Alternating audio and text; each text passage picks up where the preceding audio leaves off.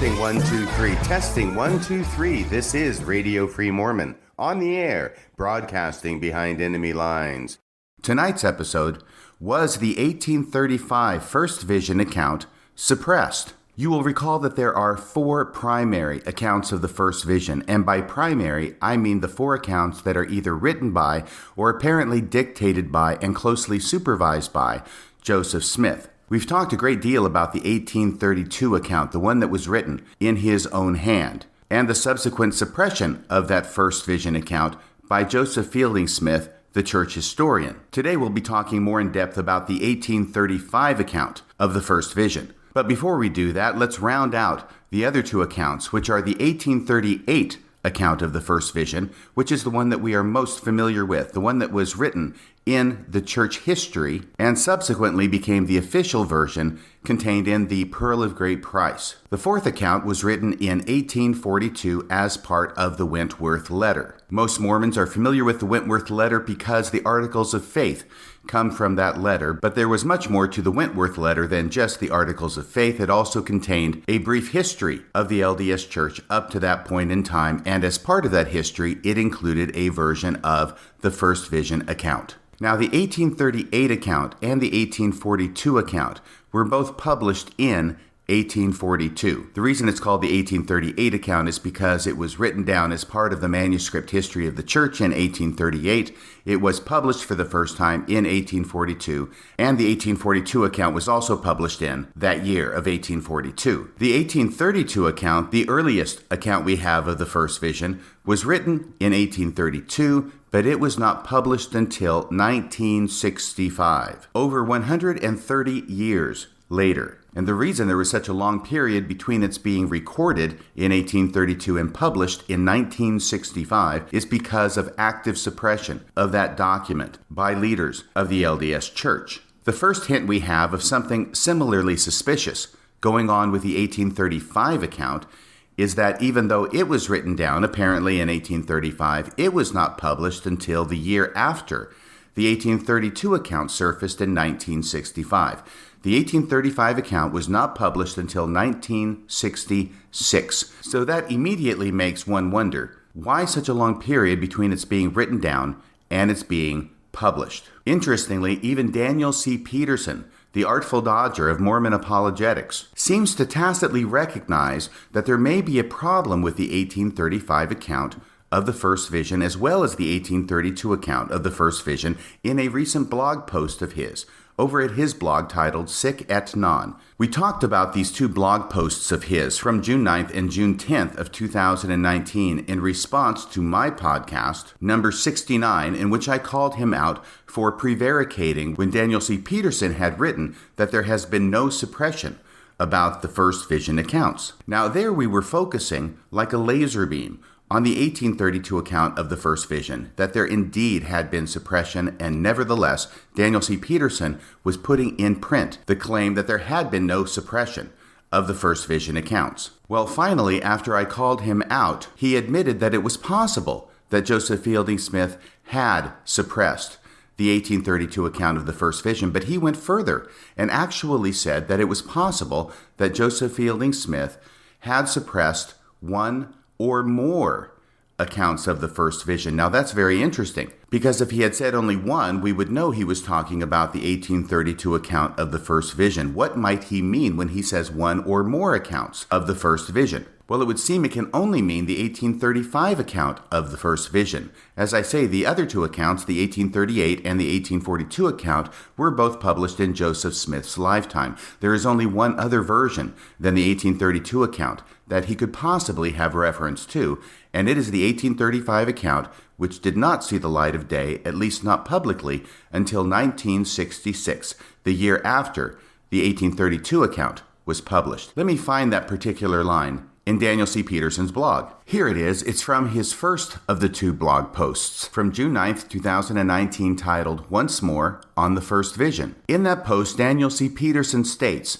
"Is it possible that Elder Joseph Fielding Smith sat on one or more unpublished first vision accounts. Yes, it is, he admits. So it appears that Daniel C. Peterson is aware of information that leads him to acknowledge the possibility not only that Joseph Fielding Smith sat on the 1832 account of the first vision, but that he sat on, or suppressed, one or more unpublished first vision accounts. It would seem, as we have discussed, that the one or more can only have reference to the 1835 account of the first vision. In that same blog post, Daniel C. Peterson gives us a number of articles that were written after the 1832 account was allowed to come to light in the master's thesis of Paul Chessman, a graduate student at Brigham Young University in 1965. The next time the 1832 account was mentioned was in an article by James B. Allen titled "The Significance of Joseph Smith's First Vision in Mormon Thought,"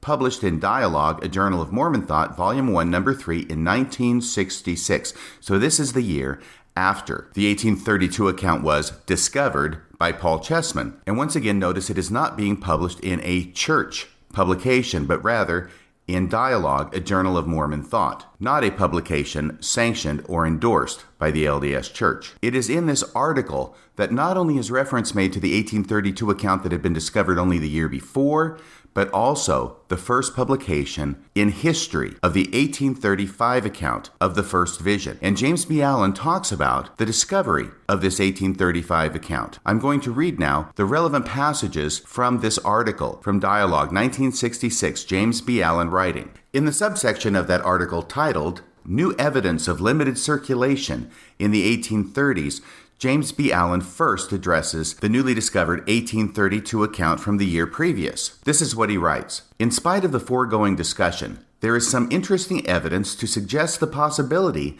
that the story of Joseph Smith's first vision was known, probably on a limited basis, during the formative decade of church history. One of the most significant documents of that period yet discovered was brought to light in 1965 by Paul R. Chessman, that's Cheesman, Chessman, a graduate student at Brigham Young University. This discovery is a handwritten manuscript, apparently composed about 1833. Subsequent scholarship has narrowed it down to 1832, but as of this article, he's saying it was composed about 1833 and either written or dictated by Joseph Smith. Once again, subsequent scholarship has shown that it was actually written by Joseph Smith. It contains an account of the early experiences of the Mormon prophet and includes the story of the first vision. While the story varies in some details from the version presently accepted, now that's about all he's going to say about it here, that it varies in some details from the 1838 official version. While the story varies in some details from the version presently accepted, enough is intact to indicate that at least as early as 1833, Joseph Smith contemplated writing and perhaps publishing it. The manuscript has apparently lain in the LDS Church historian's office for many years, yet few, if any, who saw it realized its profound historical significance. Well, we understand from subsequent scholarship that at least one person, Joseph Fielding Smith, the church historian at the time, did see it and did realize its profound historical significance, and that's why he decided to cut it out of the letter book and store it away in his safe in the church historian's office for 3 decades. We've talked about that in some detail in prior podcasts. Going on, the mere existence of the manuscript, of course, does nothing to either prove or disprove the authenticity of the story, but it demonstrates the historical fact that in the early 1830s, the story of the vision was beginning to find place in the formulation of Mormon thought. But now in the same subsection, he gets to the newly discovered 1835 account of the first vision. He goes on, another document of almost equal importance has recently been brought to light by a member of the staff at the church historian's office. Now we find out in another source that member of the staff was Dean Jesse. And there is a footnote here, footnote 11. If we follow that footnote, it states, the document, that's the 1835 account, the document was brought to the attention of this writer, i.e. James B. Allen, in June 1966, so only a few months prior to the publication of this article in Dialogue. The document was brought to the attention of this writer in June 1966, and he had the opportunity to examine it. Here he's talking about himself in the third person. Since the document is bound with the manuscript history, it is unusual that someone had not found it earlier and recognized its significance. Here, James B. Allen is suggesting that it was unusual someone hadn't seen it earlier and recognized its significance. In other words, it's right here, bound in the manuscript history of the church, so why hasn't it been brought to light and published prior to this? This comment alone raises certain suspicions that James B. Allen himself may or may not have had on the subject. Once again, since the document, the 1835 account, since the document is bound with the manuscript history, it is unusual that someone had not found it earlier and recognized its significance. It seems apparent, however, that, as in the case of Chessman's document, the 1832 account, as in the case of Chessman's document, few, if any, people had been aware of it. The fact that the use of the manuscript history is highly restricted due to its extremely high value, and that any research done in it is done through a microfilm copy, could help account for the fact that researchers generally had not discovered what was in the back of the book. Well, that certainly explains why researchers generally had not discovered what was in the back of the book, but it really doesn't address the issue of members of the church historian's office who have wielded absolute power and control over these documents for over 100 years, and why it would have been generally unknown to them. So let's talk a little bit about the manuscript history. What is he talking about there? Well, the manuscript history is once again in a letter book. It's a very thick letter book. There are a lot of pages in this letter book. And technically there are 6 volumes to the manuscript history of the church, but here we are talking about the first of those 6 volumes. And the manuscript history is the history of the church, which was commenced in 1838, which was supervised by Joseph Smith, and which ended up being used for the published version of the history of the church. Now, going back to the main body of the article, what we're going to find out is that James B. Allen, or more accurately, the church historian staff member who showed it to James B. Allen, when he was looking at the original document, the original manuscript history of the church, he discovered that in the back of it, written upside down, was this 1835 account of the first vision. Let's go on with the article. Once again, another document of almost equal importance has recently been brought to light by a member of the staff at the church historian's office. Then there was footnote 11. Going on with the article. It is located in the back of book A1 of the handwritten manuscript of the history of the church, commonly referred to as the manuscript history. The writing of the manuscript history was personally supervised by Joseph Smith, beginning in 1838, although it is not known who actually transcribed each part of the work. Under the date of November 9, 1835, that will become a very important date because that is the date on which the 1835 account of the first vision was related by Joseph Smith. Under the date of November 9, 1835, the story is told of a man visiting Joseph Smith, calling himself Joshua, the Jewish minister. Now, if you're familiar with church history, you may be aware of the visitation of this fellow called Joshua, the Jewish minister, to Joseph Smith in Kirtland, Ohio.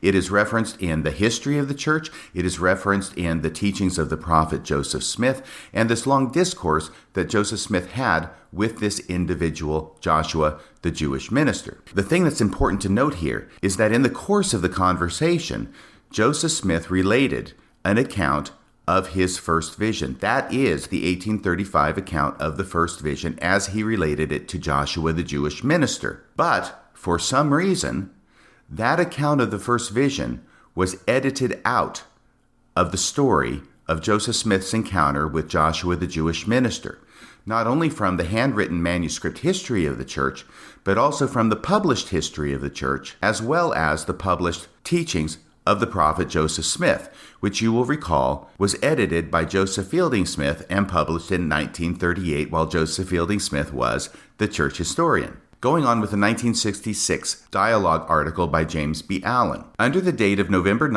1835, the story is told of a man visiting Joseph Smith calling himself Joshua, the Jewish minister. The conversation naturally turned to religion, and it is recorded that the Mormon prophet told his guest, quote, "The circumstances connected with the coming forth of the Book of Mormon as recorded in the former part of this history, period," end of quote. From reading the manuscript history, therefore, as well as the printed history of the church, one would get the impression that at this time Joseph Smith related only the Book of Mormon story. Why is that? Because immediately after that is where the first vision account occurred, the 1835 first vision account, but it was not included in the manuscript history of the church or in the published history of the church. Once again, the article states, from reading the manuscript history, therefore, as well as the printed history of the church, one would get the impression that at this time Joseph Smith related only the Book of Mormon story. In the back of the book, however, this is the back of the manuscript history of the church.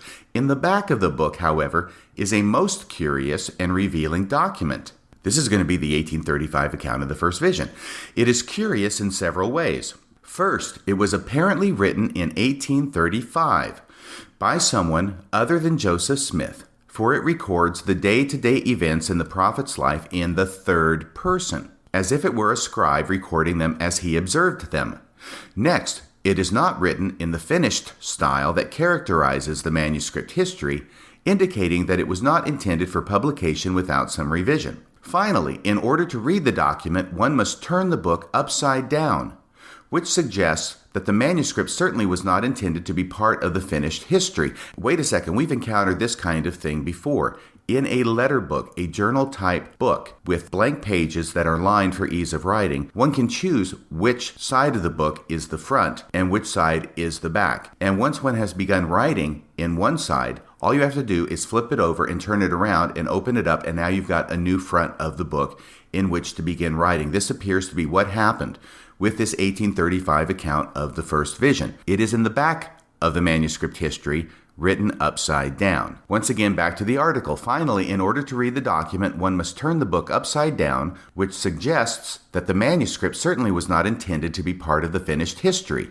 In short, it is almost certain that the document in the back of the book comprises the original notes from which the manuscript history was later compiled, and that it is actually a daily account of Joseph Smith's activities in 1835, as recorded by a scribe. Again, what James B. Allen is suggesting is that the entire story of Joseph Smith's conversation and encounter with Joshua the Jewish minister was found at the end of the manuscript history and was written earlier, around 1835. Remember, the manuscript history itself was not commenced until 1838, but that it was written in the back of the book that was subsequently used for the manuscript history in 1835, and that this account was used as the source for the meeting of Joseph Smith with Joshua the Jewish minister that was included in the manuscript history of the church. The thing that seems inexplicable to James B. Allen, though he doesn't put too fine a point on it,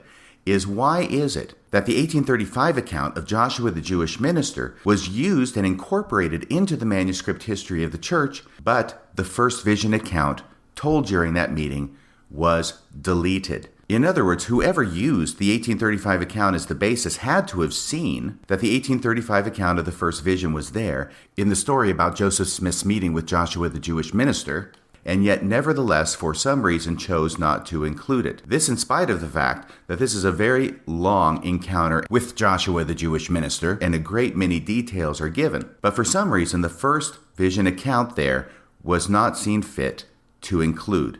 Now, this may have had something to do with the fact that by the time they got to 1835 in the manuscript history of the church, they had already, at the very beginning of that manuscript history, given the 1838 account of the first vision, which differs in some details from the 1835 account, and we'll get to that here in a few minutes. But when the 1835 account of the first vision was deleted from the story of Joshua the Jewish minister, it made it look like Joseph Smith told him only about the coming forth of the Book of Mormon, and that there was no first vision account to be related. This is why earlier in this article, James B. Allen says, the conversation naturally turned to religion, and it is recorded that the Mormon prophet told his guest the circumstances connected with the coming forth of the Book of Mormon, as related in the former part of this history, with no reference whatsoever to the first vision. Continuing where we left off, The importance of the manuscript here lies in the fact that the scribe wrote down what Joseph Smith said to his visitor, and he began not by telling the story of the discovery of the Book of Mormon, but with an account of the first vision. You see, when the first vision is put back in, it makes more sense in terms of the chronology of the history of the church. Again, James B. Allen goes on. Again, the details of the story vary somewhat from the accepted version. See, once again, as with the 1832 account, so with the 1835 account. The details of the story vary somewhat from the accepted version. But the manuscript, if authentic, at least demonstrates that by 1835 the story had been told to someone. And that is the end of the relevant section relating to the 1835 account from this article. Although James B. Allen does not specifically mention that it was Dean Jesse who discovered the 1835 account, we know that from footnote 3 of the article that James B. Allen wrote for the Improvement era in 1970 about the different accounts of the first vision. In footnote 3 to that article, he names this researcher as being Dean Jesse. Now, it strikes me as a strange thing that Dean Jesse, a staff worker in the church historian's office, should be the first one to discover this 1835 account of the first vision, and yet it is not Dean Jesse who publishes on it. Rather, Dean Jesse shows it to another scholar, James B. Allen, and James B. Allen is the first one then who is able to publish this 1835 account of the first vision. I imagine there's a story behind that unusual series of events. And perhaps some of that has to do with this 1966 article by James B. Allen being published not in a church publication, but in Dialogue, a journal of Mormon thought. In the 1966 article, he does not name the researcher. He only names Dean Jesse 4 years later in the 1970 Improvement Era article, which is published by the church. It is possible that Dean Jesse, as a staff member at the church historian's office in 1966, when he discovered this 1835 account, did not feel comfortable for some reason publishing it himself, but instead showed it to another scholar, James B. Allen, who publishes it in 1966 while simultaneously not specifying the name of the historian who showed it to him in the first place, i.e., Dean Jesse. In other words, Dean Jesse may have been flying a bit under the radar here until 4 years later when the church in the Improvement era published about the article, and then it was permissible for James Allen to name Dean Jesse in footnote 3 as the person who drew his attention to the 1835 account. That much is speculation on my part, but it is hard to otherwise understand why a historian, a scholar, who makes a one-in-a-lifetime discovery of an 1835 account of the first vision is not the person to publish it himself, but hands it off to another scholar to publish in a non-church periodical where Dean Jesse's name is scrupulously avoided as being the person who found it and showed it to James B. Allen. At the end of this article in the 1966 Dialogue, James B. Allen now, for the first time, publishes the 1835 account of the first vision. This is under the section titled Comparison of the Accounts. And here it is. In 1835, Joseph Smith's scribe heard him tell the story to a visitor. As recalled and recorded by the scribe, the Mormon leader's words were nearly as follows: "Being wrought up in my mind respecting the subject of religion, and looking at the different systems taught the children of men, I knew not who was right or who was wrong, but considered it of the first importance to me that I should be right in matters of so much moment, matter involving eternal consequences. Being thus perplexed in mind, I retired to the silent grove, and there bowed down before the Lord." Now you'll notice that in the 1835 account, we already have a significant change from the 1832 account. In the 1832 account, Joseph Smith has already figured out before he goes to pray that all the churches are in a state of apostasy, and he figured that out from his study of the scriptures. Here, he doesn't know. In the 1835 account, written 3 years later, he has changed that fundamental fact, and now going into the grove, he doesn't know who is right and who is wrong. He says he considered it of the first importance to me that I should be right in matters of so much moment, matters involving eternal consequences. Being thus perplexed in mind, I retired to the silent grove and there bowed down before the Lord, under a realizing sense, if the Bible be true, ask and you shall receive, knock and it shall be opened, seek and you shall find. And again, if any man lack wisdom, let of God, by which he probably meant let him ask of God, but it actually says let of God, who giveth to all men liberally and upbraideth not. Information was what I most desired at this time, and with a fixed determination to obtain it. I called on the Lord for the first time in the place above stated, or in other words, I made a fruitless attempt to pray. My tongue seemed to be swollen in my mouth, so that I could not utter. Here we have the first mention of this fact, his not being able to pray because his tongue is swollen in his mouth. He says, I heard a noise behind me, like someone walking towards me. This is also the first time we have this fact, and it is the only account of the first vision accounts in which we have this mention of a sound being made like someone walking behind him. I heard a noise behind me like someone walking towards me. I strove again to pray, but could not. The noise of walking seemed to draw nearer. I sprang upon my feet and looked around, but I saw no person or thing that was calculated to produce the noise of walking. As I say, this element of the first vision is not present in the 1832 account, the 1838 account, or the 1842 account. It is preserved only in the 1835 account, which did not see the light of day until 1966 in this very article written by James B. Allen for Dialogue. I sprang upon my feet and looked around, but I saw no person or thing that was calculated to produce the noise of walking. Going on. I kneeled again. My mouth was opened, and my tongue loosed. I called on the Lord in mighty prayer. A pillar of fire appeared above my head, which presently rested down upon me, and filled me with unspeakable joy. A personage appeared in the midst of this pillar of flame, which was spread all around, and yet nothing consumed.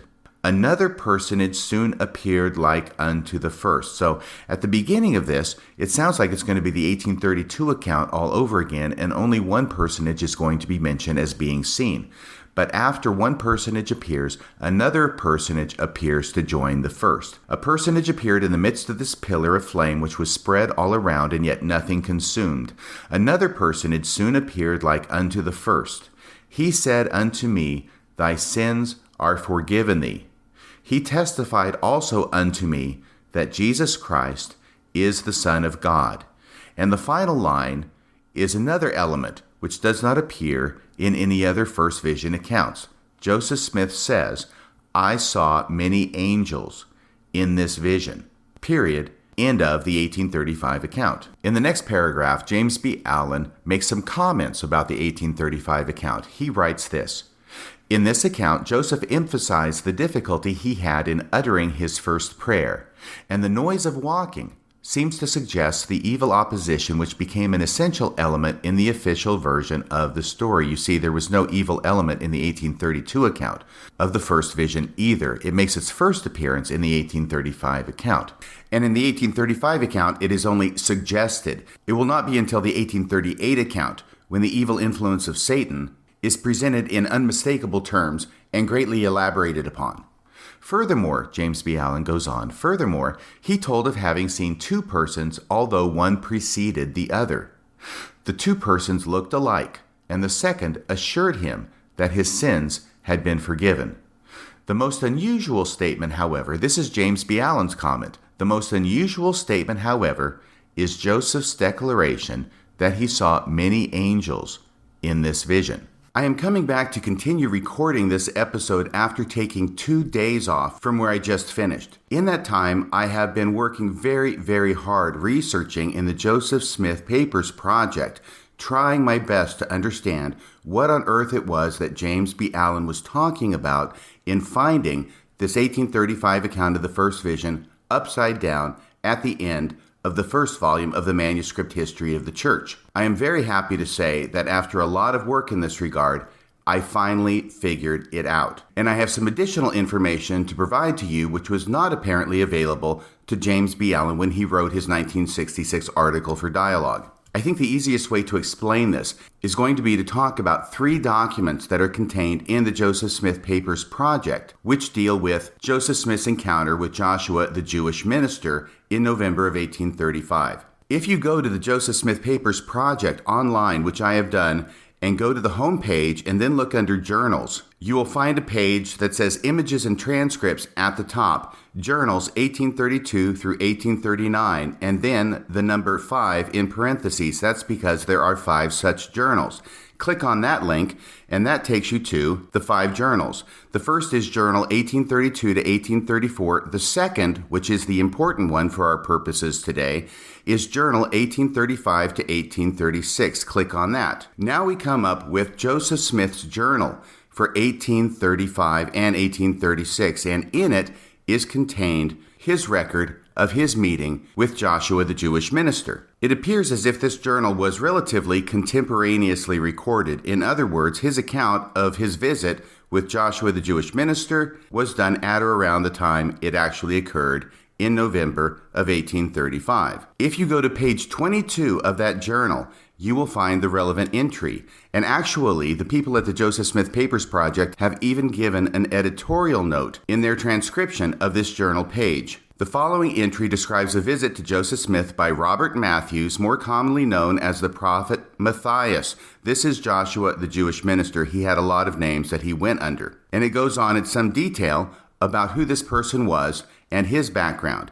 Then it gets to the transcription of the page itself, which is under date of November 9th through 11th, because Joshua, the Jewish minister, or Robert Matthias, hung around for a couple of days in Kirtland with Joseph Smith, and Joseph Smith took a great deal of time and a number of pages in recording what transpired between them. The first thing to note about this journal is that Joseph Smith is writing in the first person. Now, he may have been dictating it to a scribe, but he's dictating it in the first person. It begins, Monday morning, 9th, after breakfast, Mary Witcher came in and wished to see me.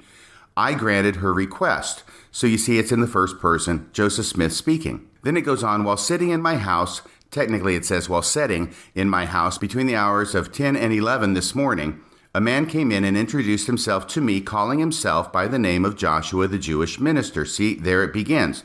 Now, if you go to page 23 of the journal, the next thing to note is that not only is Joseph Smith writing contemporaneously about this encounter, he also includes the first vision account. This is something of which James B. Allen was apparently not aware when he wrote his 1966 dialogue article. At least he nowhere mentions it in that article. And this is no slam on him, because the archives of the church were not open to just anybody who wanted to go in there. In fact, they were kept under lock and key, and very few people were allowed to see what was contained in the documents in the church archives. But here, going down on page 23 of this journal, Joseph Smith writes, I made some inquiry after his name, but received no definite answer. We soon commenced talking upon the subject of religion, and after I had made some remarks concerning the Bible, I commenced giving him a relation of the circumstances connected with the coming forth of the Book of Mormon as follows. Now that is the key point right there in that sentence. I commenced giving him a relation of the circumstances connected with the coming forth of the Book of Mormon as follows.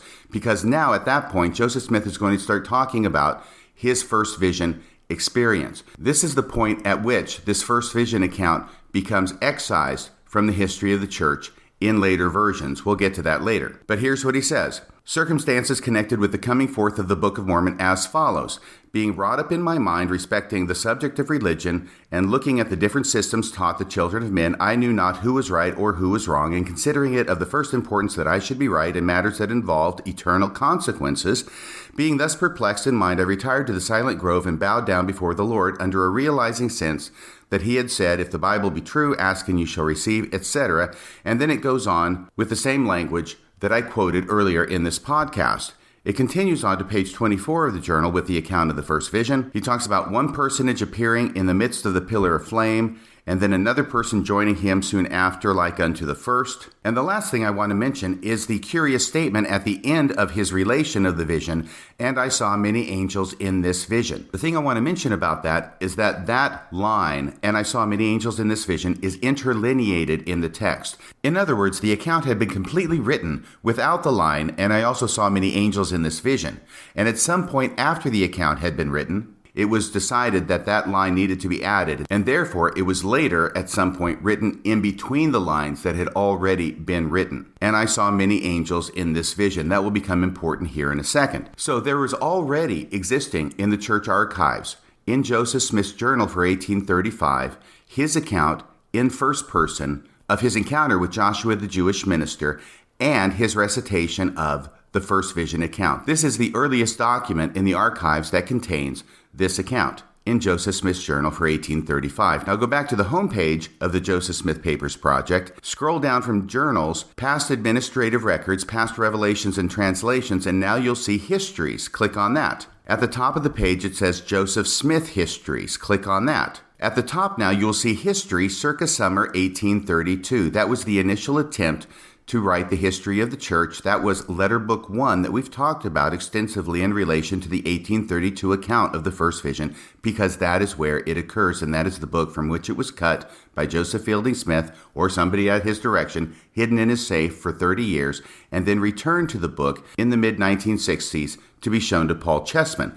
But below history circa summer 1832 is the history that we are interested in for purposes of this podcast. It says history 1834 to 1836. Click on that. And what we will find is a history that was commenced in December of 1834 and ends in January of 1836. So really, it covers basically all of 1835 with a little bit before and after. The reason this history is important is for a number of reasons. First off, it also contains Joseph Smith's encounter with Joshua the Jewish minister, and it also contains his relating of the first vision account. Now, what appears to have happened here is that in creating this history, they used Joseph Smith's journal as a template and basically copied from his journal, at least for this account, but instead of having it in first person, they changed it to the third person so it looks more like a history and less like a journal. If you go to the table of contents, and then scroll down to November 9th, 1835, which was a Monday apparently.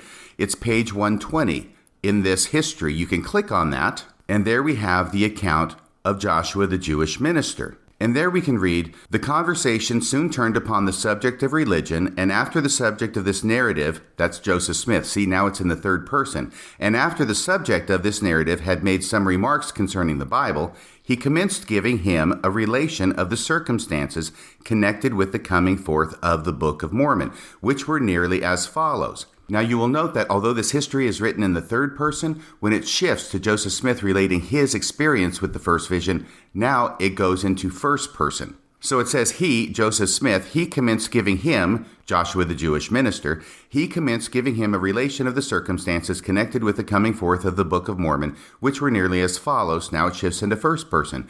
Being brought up in my mind respecting the subject of religion and looking at the different systems taught the children of men, I knew not who was right or who was wrong. And now this goes and follows exactly along, or nearly exactly along, with Joseph Smith's 1835 journal, which was obviously the source for this. We go from page 120 to 121 of this history, and we read the same language that we had from the journal. A pillar of fire appeared above my head, which presently rested down upon me and filled me with unspeakable joy. A personage appeared in the midst of this pillar of flame, which was spread all around, and yet nothing consumed. Another personage soon appeared like unto the first. He said unto me, thy sins are forgiven thee. And now we get to the end of this recitation where he says, I saw many angels in this vision. Now, the other thing that's important about this, remember I said that in the journal, that line, I saw many angels in this vision, was interlineated. It was written after the text itself had been written down and put back there as an afterthought that needed to be included as part of the narrative. In this 1835 history, it is no longer interlineated. It is made part of the text itself. It occurs as you would normally expect it to, which is another indication that the journal was written first and this history was written later, using the journal as a template or as a source to copy down this account of the first vision. So there are two places and two documents in the church archives where the 1835 account of the first vision is written. Now, the next thing I had a great deal of difficulty with in researching this was that James B. Allen said in his article that the 1835 account of the first vision was written upside down in the back of Manuscript History of the Church, Volume 1. Or technically A1, because that's how they designate Volume 1.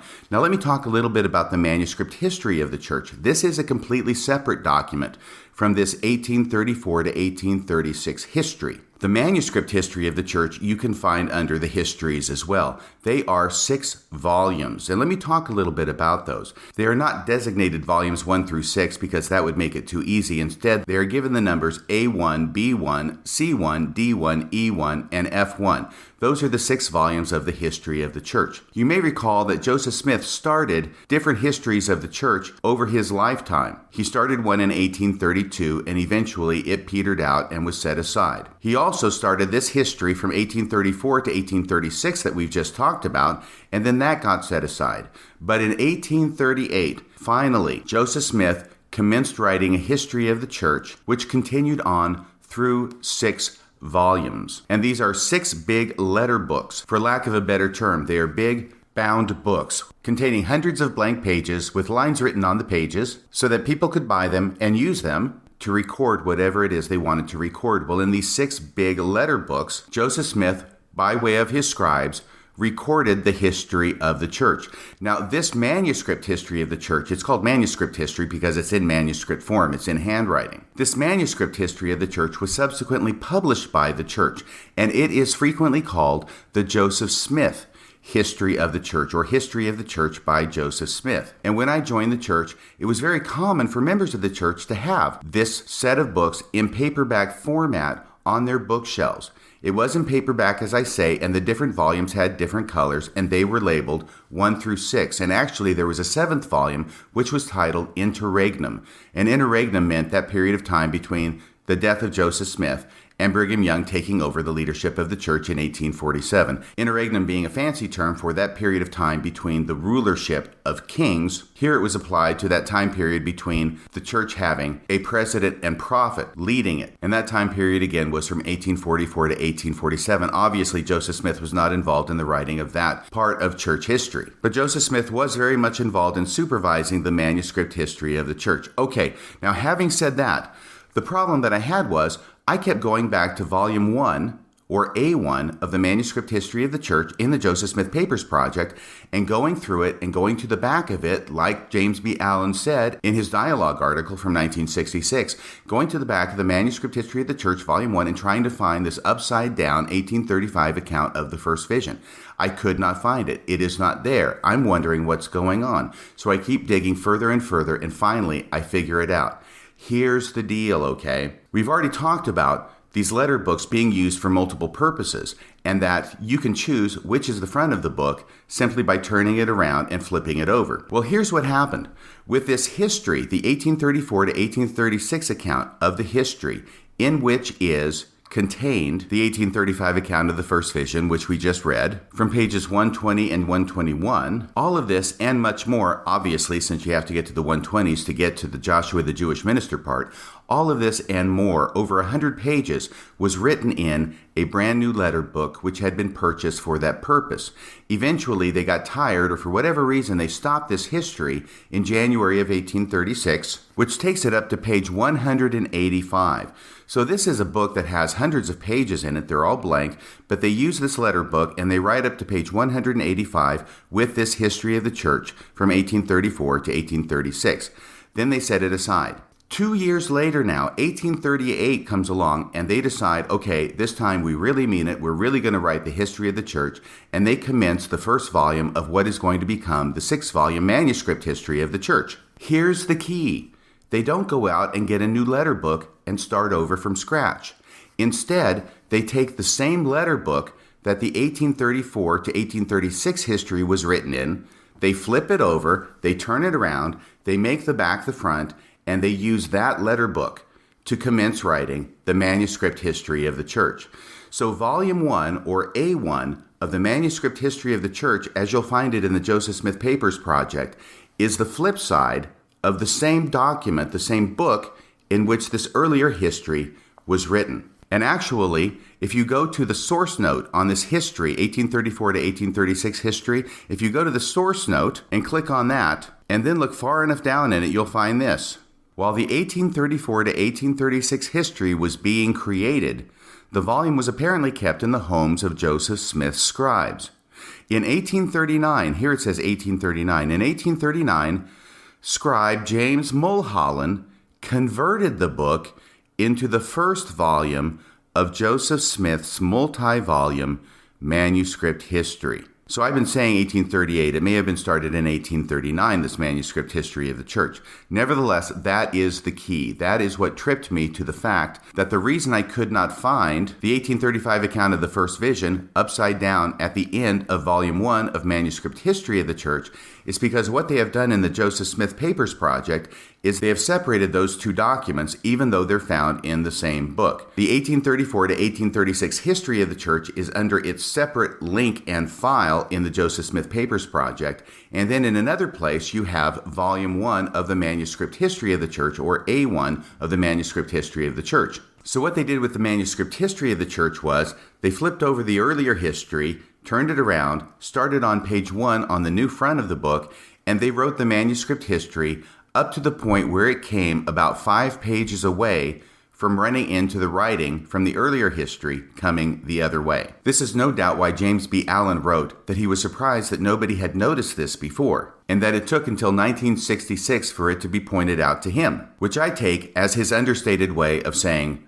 of course somebody noticed this before. How could you not notice this before? If you work in the church historian's office and if you are dealing with the manuscript history of the church in such a way as to get it ready for publication, which it was published. Now we have to get to the manuscript history of the church. So before we go further, let's talk about Volume 1 or A1 of the manuscript history of the church, which later became published as History of the Church by Joseph Smith. It is the very first pages of the first volume of the manuscript history of the church that contains the 1838 account of the first vision and the one that has been put in the LDS scriptures in the Pearl of Great Price. If you turn to that account, as I am doing right now in my triple combination, you will see it says Joseph Smith History, but then it says underneath it, extracts from the history of Joseph Smith the prophet, because this is where it is taken from. Volume 1 or A1 of the manuscript history of the church. It was later published as History of the Church by Joseph Smith, and underneath that it states, in the Pearl of Great Price, the source is History of the Church, Volume 1, chapters 1 through 5. So this is what commences the manuscript history of the church. And this is why I was saying it was commenced in 1838, because in the very first pages of the manuscript history, i.e. the history of the church, is Joseph Smith's 1838 account of the first vision, which subsequently became the official account of the first vision and the one that has made it into the LDS canon. Okay, now having said all of that, I hope this is clear so far. It took me a long time to get this clear in my head, and I hope I'm doing it justice in explaining it to you. If it's a bit fuzzy, please just replay it again and follow the steps that I went through in going through the Joseph Smith Papers Project. I think it will become clear to you if you do those steps. Now, having said that much, let's go on. The manuscript history of the church now, which is going to comprise 6 volumes, begins with Joseph Smith's birth, his early life, and his first vision account, and then talks about Moroni coming and all the other things that we have in the Pearl of Great Price. It then goes on to detail the history of the church from day to day and month to month and all the different things that were happening thereafter. The manuscript history of the church does not get to the year 1835 until the second volume. It is B2 of the manuscript history of the church, or if you're looking at it in a published format, it is the second volume. Here's where things get interesting, because in the manuscript history of the church, in the second volume, it comes to November of 1835, and it relates Joseph Smith's encounter with Joshua the Jewish minister in Kirtland, Ohio. And let me actually go ahead and look this up. Now, if you go to the Joseph Smith Papers Project, you go to the home page again, you go down to Histories, you open it up, you'll see History 1838 to 1856, Manuscript History of the Church.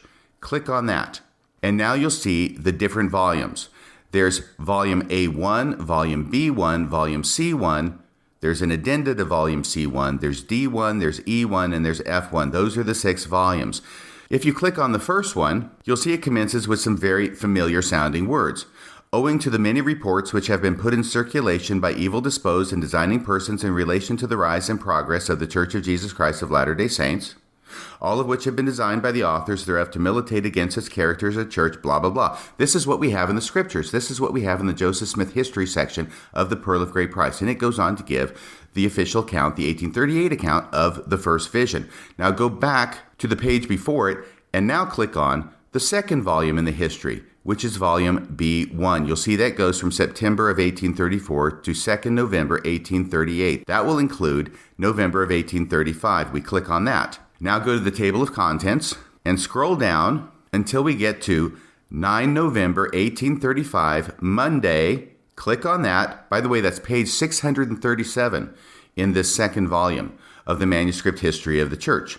And here we find the relevant section. While sitting in my house between 10 and 11 this morning, a man came in and introduced himself to me, calling himself by the name Joshua the Jewish minister. He goes on to describe his appearance. This is all following the language from Joseph Smith's 1835 journal, or perhaps following the language in the 1834 to 1835 history in the back of Volume 1 of the manuscript history of the church, which is basically using the same language. But there's something missing in the manuscript history of the church, and if you guessed the first vision account, you go to the head of the class. I commenced giving him a relation of the circumstances connected with the coming forth of the Book of Mormon, as recorded in the former part of this history, period. Now it skips not only the first vision account, but also the account of Moroni coming to Joseph Smith and giving him the Book of Mormon.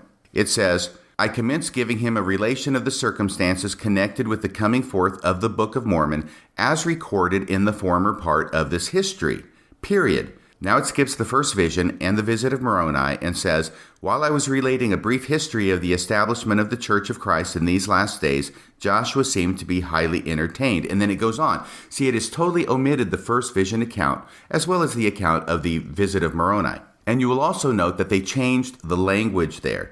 Instead of saying, as it did in the prior documents, I commenced giving him a relation of the circumstances connected with the coming forth of the Book of Mormon, which were nearly as follows. It changes that last language and says, as recorded in the former part of this history.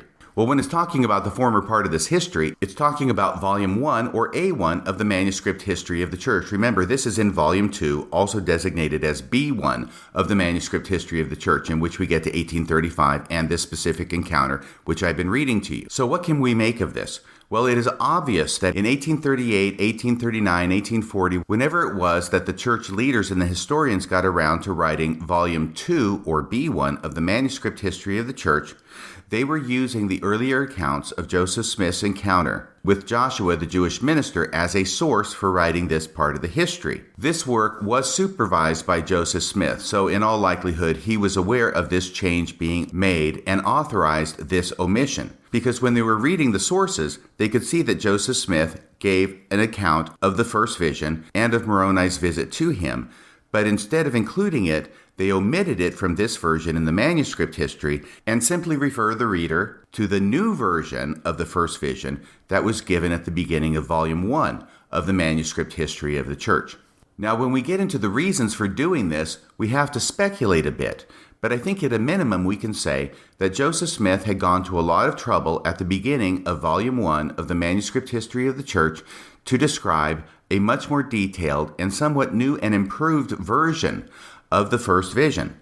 So now they've gone to Volume 2 of the manuscript history. They get up to 1835. They get to the point where he's giving his older version, the 1835 version of the first vision, and decide to omit it from the record. It appears that the decision was made early on to go with the 1838 account of the first vision and to delete from that same record in which it appears the 1835 account of the first vision. So if you want to call this a suppression of the 1835 account of the first vision, it is apparent that this is when it happened. It happened early on, and it likely happened under the supervision and with the authority, if not the direction, of Joseph Smith himself. So here's what happened from that point on. From that point on, the manuscript history of the church became the official history of the church.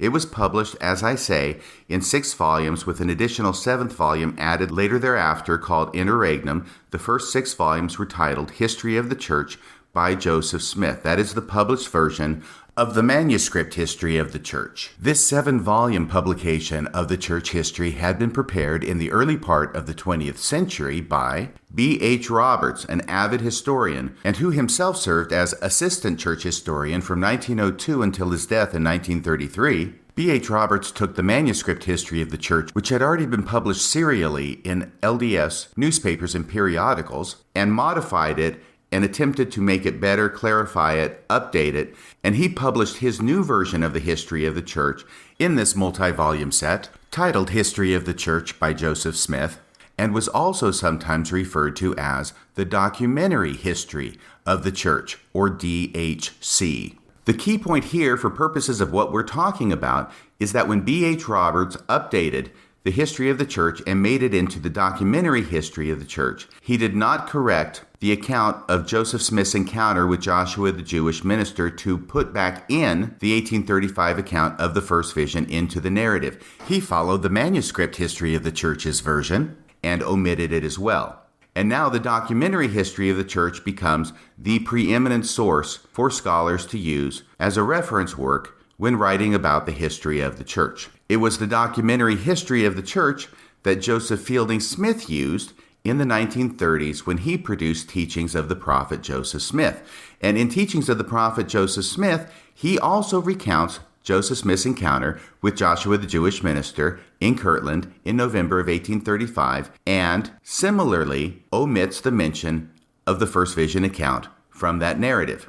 So in the course of this, the 1835 account of the first vision gets effectively lost to history, at least as far as the public is concerned. The question remains, what is going on inside the church historian's office? It is very difficult to believe, as James B. Allen says, that nobody had noticed that there's 180 some odd pages in the back of volume 1 of the manuscript history of the church, written upside down and coming the other way, which contains the 1835 account of the first vision. And it is similarly difficult to believe that nobody actually read Joseph Smith's own journal from 1835, in which the 1835 account of the first vision is also contained, and probably where it was originally recorded. So while it is possible to conceive that the reason the 1835 account of the first vision languished in obscurity for over 100 years was due to simple negligence and mismanagement on the part of the church historian's office, it seems much more likely that at least somebody in the church historian's office, including the church historian himself, which would have been Joseph Fielding Smith from 1921 to 1970, knew of its existence and, in the words of Daniel Peterson, sat on the 1835 account of the first vision. Now, it was never cut out of either of these documents in which it was contained and stored in Joseph Fielding Smith's safe like the 1832 account of the first vision. Instead, it was simply never mentioned, and deference was given to the 1838 account of the first vision, which was contained in the manuscript history from which the 1835 account of the first vision had been omitted in Joseph Smith's lifetime. Now, 1964 rolls around, and word of the 1832 account is getting leaked out into the public, as we've discussed in prior podcasts. This is causing some embarrassment for the church. Joseph Fielding Smith then has it taken out of his safe. Once again, we're talking about the 1832 account now, out of his safe, put back in Letter Book 1 from which he had cut it 30 years before, and brings it to the attention of Paul Chessman so he can include it in his master's thesis as Appendix D. In 1965, the Tanners get a hold of the thesis, and then they are the first to publish the 1832 account of the first vision. So at this time, there are multiple historians working in the church historian's office. And in the context and milieu of the 1832 account coming forward, one of them sees or knows about the 1835 account of the first vision in the back of the first volume of the manuscript history of the church. This staff worker at the church historian's office does not bring it to light himself, which you would normally expect. If you make a find like that, you would want to bring it to light yourself, but no. For some reason, and possibly because there would be negative ramifications if the staff worker brought it to light himself, this staff worker brings it to the attention of another historian named James B. Allen. The staff worker shows it to James B. Allen. James B. Allen sees it, copies it down by hand into his own notes, and then uses that to write his 1966 dialogue article, where the 1835 account is published for the first time. Once again, it is unusual that the church historian who found it in the church historian's office did not publish on it himself. Instead, it was shown to James B. Allen, and the thing that seems to clinch the case that this was somewhat of a cloak and dagger scenario is that when James B. Allen publishes his 1966 article, he does not even name the church historian who brought it to his attention. This is something that is not to be mentioned, because standard operating procedure would be, obviously, you're going to name the person who discovered it and showed it to you, just as he names in the same article Paul Chessman, who discovered the 1832 account of the first vision in 1965 and put it in his master's thesis. So in a sense, I think it may be fair to say, though I can't be positive, it may be fair to say that this 1835 account of the first vision was actually leaked from the church historian's office to James B. Allen and to the Dialogue Journal in 1966. But after it was leaked, it was made public. The church became more comfortable with the fact that it was out there in the public domain. Remember, the 1835 account of the first vision, although it is somewhat different and has different elements than the official version, the 1838 account, it is nowhere near as problematic with actual contradictions like the 1832 account is when compared with the 1838 account. The 1835 account is only somewhat problematic. So it should not have caused as much heartburn for the church when it was published in 1966. By the time 4 more years roll by, the church wants to try and show as best they can that the 4 accounts of the first vision, which are now out there in the public domain, are not really a big problem, don't really contradict themselves as much as some people are saying, and they commissioned James B. Allen to write an article for the church magazine, The Improvement Era, in 1970, in which he does set forth at least portions of the different accounts of the first vision, including the 1832 account and the 1835 account. And it is in that 1970 article that, now that things have apparently cooled down somewhat, that he is able in footnote 3 to actually identify for the first time the staff worker at the church historian's office who had brought it to his attention initially in June of 1966, and his name was Dean Jesse. So that is about all I have to say regarding the reasons that the 1835 account of the first vision remained unknown to the public from the time it was written down initially in Joseph Smith's journal in 1835 until it was finally published in Dialogue in 1966, more than 130 years later. Does the evidence suggest that this 1835 account was suppressed? Yes, I think that's fair to say. Does the evidence suggest that Joseph Fielding Smith had something to do with it? Well, I think the evidence is very clear that Joseph Smith had something to do with it. The evidence is less clear on Joseph Fielding Smith. Either he did have something to do with it, or he was incredibly incompetent and was not aware of it. I think that he probably was aware of it and simply sat on the information and did not bother to bring it to public light, even though he could have, had he chosen to. The reason this has required so much work on my part and so much research is because precious little is written about the coming forth of the 1835 account of the first vision. And what James B. Allen wrote about it is fragmentary and incomplete. But once again, that is doubtless because his access to the materials in the church historian's office was extremely limited. So in this podcast, we have considered the manuscript evidence contained in the Joseph Smith Papers Project, i.e. in the church archives, of why it is the 1835 First Vision account lay unwept, unhonored, and unsung in the church historian's office for 130 years and did not come to light until the year after the 1832 account came to light in 1965. And whereas the evidence of suppression for the 1832 account is clear to my mind beyond a reasonable doubt, the evidence of the 1835 account being suppressed is not quite so strong. On the other hand, if we already know that the 1832 account of the first vision was suppressed, it shouldn't be that great a leap to think that the church did a similar thing with the 1835 account of the first vision. I hope the information presented in this podcast has been interesting to you. I know it has been interesting to me, and I have certainly learned a lot in the process. And my hope is that the information presented in this podcast will be a substantive contribution to the historical discussion of how it is that the 1835 First Vision account was written in not one but 2 documents contained in the church historian's office, and yet, nevertheless, did not see the light of day until 1966. You know, as I consider the situation, it's easy for me to start feeling a little bit sorry for Joseph Fielding Smith.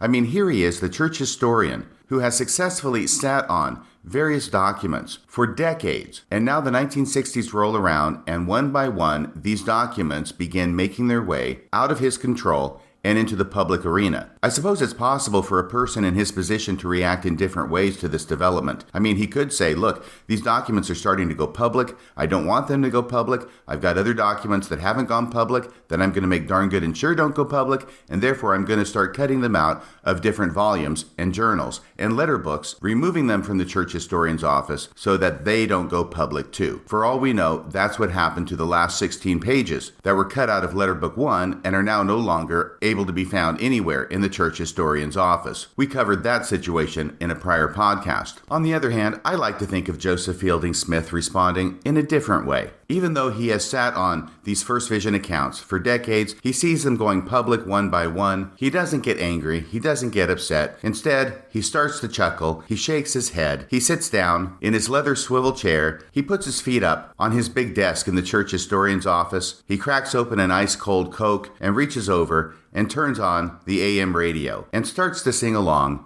with Bobby Sherman. Thinking about the chump I've been, I have to smile. Didn't I know? Easy come, easy go. That's about all for tonight. Until next time, this is Radio Free Mormon, signing off the air.